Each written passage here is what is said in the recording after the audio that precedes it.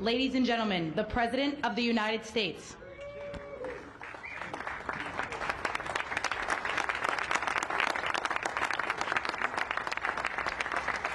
Hello, everybody. Thank you very much.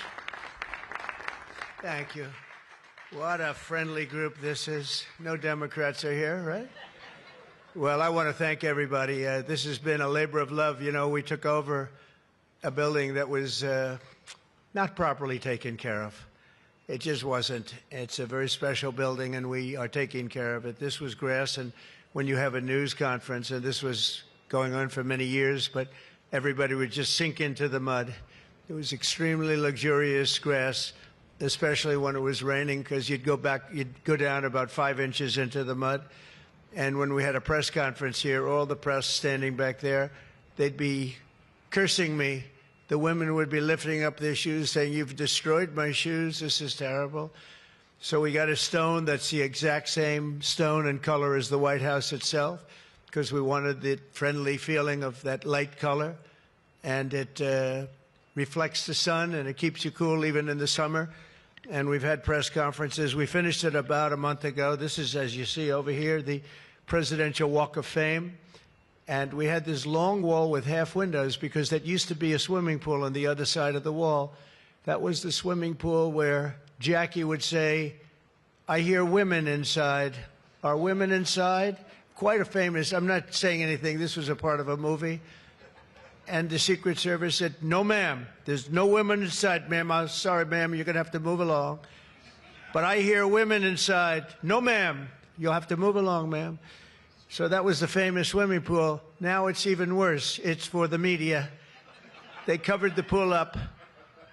And now it's for the media. And I think we have a small representative group. I don't think they allowed the rest of them. I can't believe it. What happened? They're all on the other side of the wall. Can you believe it? Because this is supposed to be sort of a private event. And there is no such thing in politics as a private event. Lindsey, you learned that a long time ago, right? The great Lindsey Graham, doing fantastic. You're up 34 points, Lindsey. That's not bad, I'll tell you. It's not bad. So we did the Presidential Walk of Fame from the great George Washington all the way to, well, I think we have to rate him above me. So less than great, less than George. Somebody went up there, they say, "You're the third best president in the United States." This was on television, third best. And they said, "Who are the first two?" "George Washington and Abraham Lincoln." And I got extremely angry at this man. You know, you can't. It's going to be tough to beat, Mr. Senator. It's going to be, John. It's going to be very tough to beat Washington and Lincoln, but we're going to give it a try, right? Hey, they didn't put out 8 wars, 9 coming. All right, we put out 8 wars, and the 9th is coming. Believe it or not.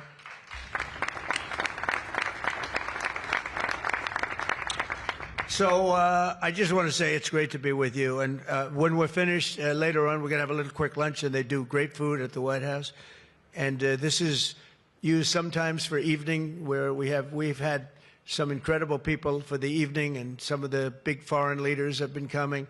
And most excitingly, on the other side, you see the fence and the wall. We're building a world-class ballroom. You know, for 150 years, they've wanted a ballroom here. We don't have a ballroom. We have a little cocktail area, but we don't have a ballroom. The East Room, it's called, is a very small cocktail area. It holds about 88 people if it's tight. And I said, if I do this again, I'm going to get a ballroom built, and we're putting up our own money. The government is paying for nothing. You probably hear the beautiful sound of construction to the back. You hear that sound? Oh, that's music to my ears. I love that sound. Other people don't like it. I love it, Josh. I think when I hear that sound, it reminds me of money. In this case, it reminds me of lack of money because I'm paying for it, so it's the opposite.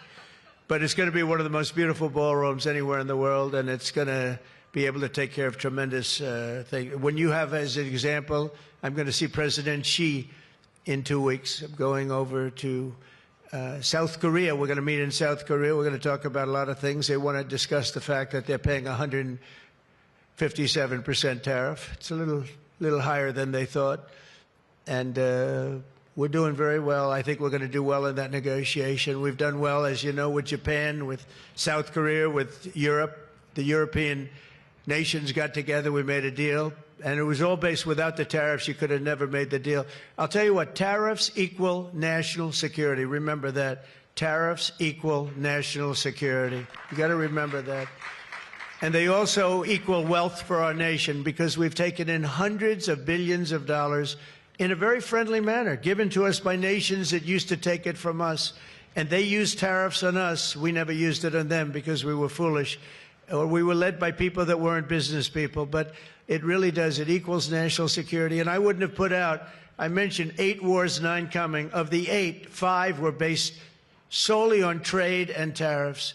India, Pakistan were going at it. 2 nuclear powers, and serious nuclear. 7 planes shot down. They were ready to go, and I called them up. I said, you go to war, and we're not doing a trade deal. And they said, well, what does one thing have to do with the other? I said, it has a lot. You're nuclear powers, and if you do it, we're not doing a trade deal.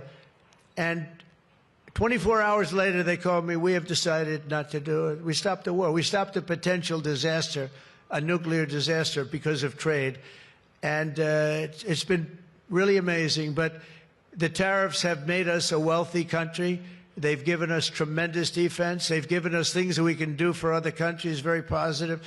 But again, really, it's national security, it's national defense, and they are so important. And it's incredible that presidents, for the most part, didn't know how to use them, when to use them. If you go back, you'll see some of the presidents that were the most successful were believers in tariffs. And I even see foreign countries now that we are doing very well with taking ads. Don't go with tariffs. They're taking ads. I saw an ad last night from Canada. If I was Canada, I'd take that same ad also. But they're actually on television taking ads. But I do believe that everybody's too smart for that. We have a very, very big and important case coming up. We should win the case based on the legal merit. We should also win the case based on all of the things I just said. But we're a wealthy country again. Last week, as you know, they found $31 billion. They came to see me. Sir, we found $31 billion. They said, we don't know why. I said, was this a good find or a bad find? It was a good find. It was a plus 31. We're used to finding negative 31s, right, for the last 30 years. I said, check the tariff shelf. Well, those tariffs haven't kicked in. Yes, they did. They kicked in 2 months ago. Check it. He comes back 2 hours later. Sir, you were right. We have an additional $31 billion, billion, not million, Lindsay, billion, that we just found from tariffs. They kicked in earlier than we thought. You were right. We're a wealthy nation again, and we're a nation that can be secure. We're a nation that can start paying down our debt. And with tariffs, we're the wealthiest nation ever in the history of the world. Without them, we've got to slog. We've got to slog. But remember this, other nations, including China, Japan, European nations, they used tariffs against us for many years. That's why we owe $37 trillion. That's why. But they used tariffs very successfully against us, and we had presidents that never fought it. But now you have a president that does fight it. So I just want to welcome you to the incredible Rose Garden. It's just an incredible place. It was done. We did it, brought it back to health. It was in very bad shape, actually, and we brought it back to health. First Lady Melania did a fantastic job on it. The surrounds and everything. It's all brand new wiring. You know, underneath there's a lot of wire, a lot of things. Everything brand new, everything beautiful. The only thing we did is we had to get a hard surface here because nobody could use it because of the grass. So I just want to welcome you, and I hope you're going to be here a lot. We're going to use it for meetings. We're going to use it for press conferences. Now we can use it. It was unusable before, and now we can use it. But everything that you see was redone. All of this was redone, and the whole White House is being redone. Some of you came through what they call the Rose Hall. They call it different names, but you probably noticed. I don't know if you came through this door. Did you notice the white marble floor that was put there? That was made out of Home Depot tiles, about 1 foot by 1 foot. They were all broken, about 30 years old. And I replaced it with book-matched marble, paid for by your friend, President Trump. It's like, it's amazing how people like it when you say you paid for it. When I say I paid for it, they say, oh, I love it. But it really, they did a beautiful job. The great great talents. They're very talented marble people I have, and they replaced it with beautiful Paradiso marble and statuary marble, and it's really, really beautiful. I want to thank the outstanding leadership team, and you really do have that Majority Leader John Thune, who's been my friend. He really, really has done an amazing job. Thank you, John. Thank you. Done an amazing job. I didn't get to know John as well in the first term, and I've gotten to know him very well over the last 9 months, John, and you're doing a fantastic job. Thank you very much. Really great. Majority Whip John Barrasso, who's outstanding man. Thank you, John. Thank you. Great guy, too. Conference Chair Tom Cotton. He loves that military. He loves the, he loves the military. Policy Committee Chair Shelley Moore Capito. Shelley, thank you very much, Shelley. Vice Chair James Langford. Very good, James, thank you. And you know, we have everybody but one person here. You know, everybody showed up. I figured you'd have like, I'd say 40 would have been a good number, right? We have everybody. We're just missing one person. You'll never guess who that is. Let me give you, he automatically votes no on everything. He thinks it's good politics. It's really not good politics. He's an automatic no. But I don't know. Look, if he wanted to come, I'd probably let him come, right? I'd let him come. Begrudgingly, but would let him come. And National Republican Senatorial Committee Chair, an unbelievable guy, Tim Scott. You know, Tim, I shouldn't say it because it's so, I don't know if it's good or bad. But Tim ran, and he was very effective and very good. But he was on the debate stage and everything else, he was good just because he's good. But he wasn't as good as I thought he was. And when he got out of the race, he endorsed me almost immediately. And I used him as a surrogate. And I wasn't sure if I should because, you know, sometimes I want a total lunatic to get up and fight for me. And Tim is a really good person. So I wasn't sure. And I put him on the stage, and he ripped the heart out of everybody. He was so brutal. He was so unbelievable. It turned out to be absolutely one of my best surrogates, and it includes a lot of you people that were here. You were all surrogates. But Tim ripped these people apart. And after watching 2 or 3 times, then I wanted him all the time, right, Susie? I said, I want Tim Scott, get up there. But he was so good, and I said to him, Tim, when you fought for yourself, you were much different.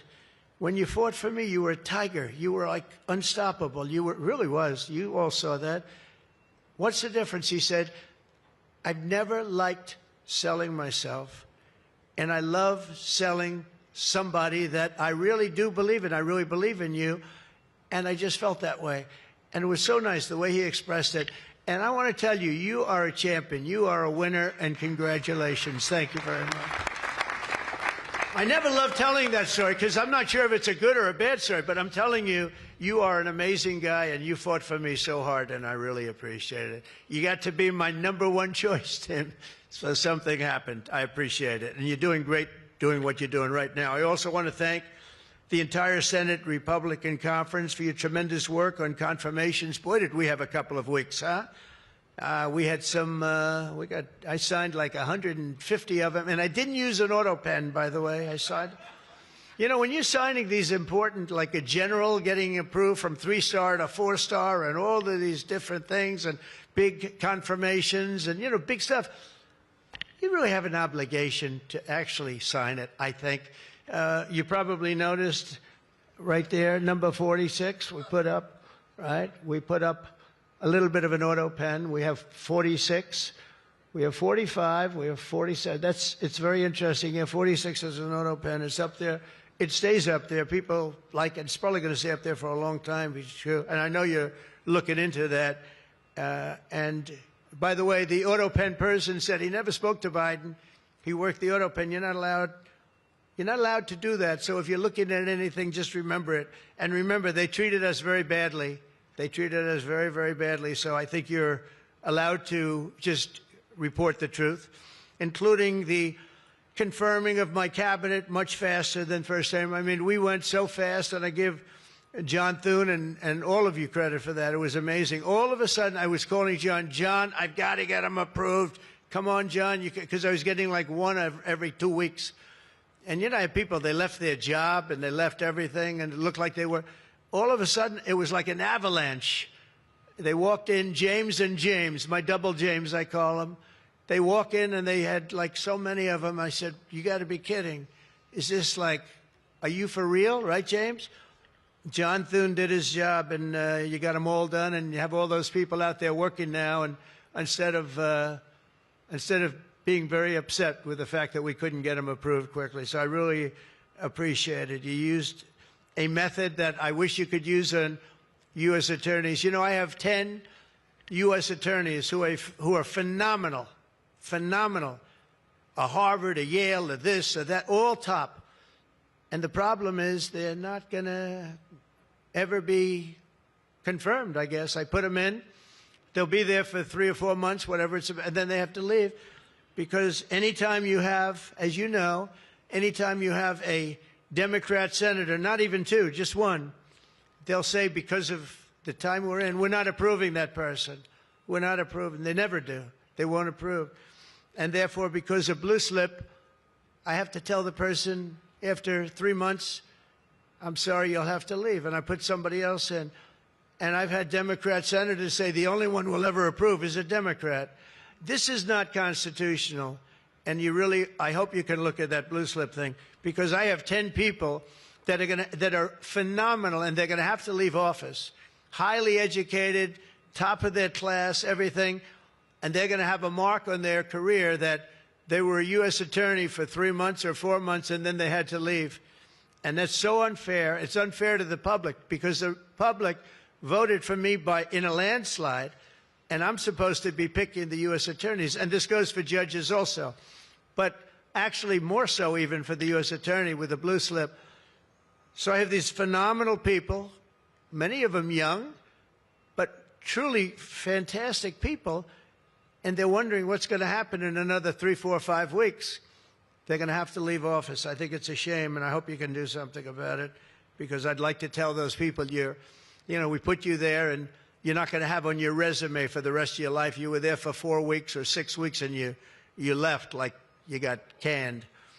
So I hope you look at that. Very important. And after your pivotal changes to the Senate rules last month, as a result, this is what you did, the unprecedented obstruction by the Democrats. We've confirmed more than 175 public servants, people that are phenomenal, to keep posts, and that's just been over the last couple of weeks. It's an unbelievable thing what you've done, John, all of you together. So working closely with me in the House majority, the Republican Senate also gave us the largest working class tax cut in American history, and you passed the Lake and Riley Act to throw illegal alien criminals out of our country. You passed the Genius Act and the Take It Down Act with the support of our wonderful First Lady. By the way, she got actual support from the other side. It was bipartisan. I think Rand didn't vote for it again, but I think it was only Rand. You had bipartisan support other than maybe Rand. But another one I'm going to ask you to vote for, and it's in the House now, and I hear it's doing well in the House, James. It's Kate's Law. A young lady named Kate Steinle, I remember it so well, probably 8 or 10 years ago now in San Francisco. She was holding hands with her father on the San Francisco pier, looking out into the water. This beautiful, everything was beautiful, but the person wasn't beautiful that did this. And this was an illegal alien that came into our country 5 times, was thrown out 4 or 5 times, I don't even know, but a lot, and came back and shot her through the head. And she went down and she looked at her father, Daddy, Daddy, something happened, and she immediately passed away in his arm. And, I mean, you can imagine, it was so sad, such a beautiful, beautiful, beautiful person. Father was destroyed, virtually destroyed. And they passed they wanted to pass what they call Kate's Law, and it's now again in Congress, and I hear we're going to get it passed in Congress, and when it gets up to the Senate, I hope you guys can pass it. And basically, very simply, it says that if you're an illegal alien and you come in and you get thrown out, if you come back and get caught, you have to spend 10 years in jail. Very simple. Very simple. If they would have had that, Kate Steinle would be alive today. That was a big event at the time. If you remember, Bill O'Reilly, for those of you that like Bill, I think I like Bill, but he was the one, he devoted his life to that law, trying to get it passed. I think it's time that we pass it so that if you get taken out of the country and you come back illegally, knowing that this law is in existence, you go to jail for a 10-year period, and it's going to keep the repeat offenders from coming in. It's going to really keep them from coming in. Senate Republicans have already voted 11 times to get our government back and open for business. We have record business. We're going to be, I think, by the time I hit month number 12, I think we're going to have $20 trillion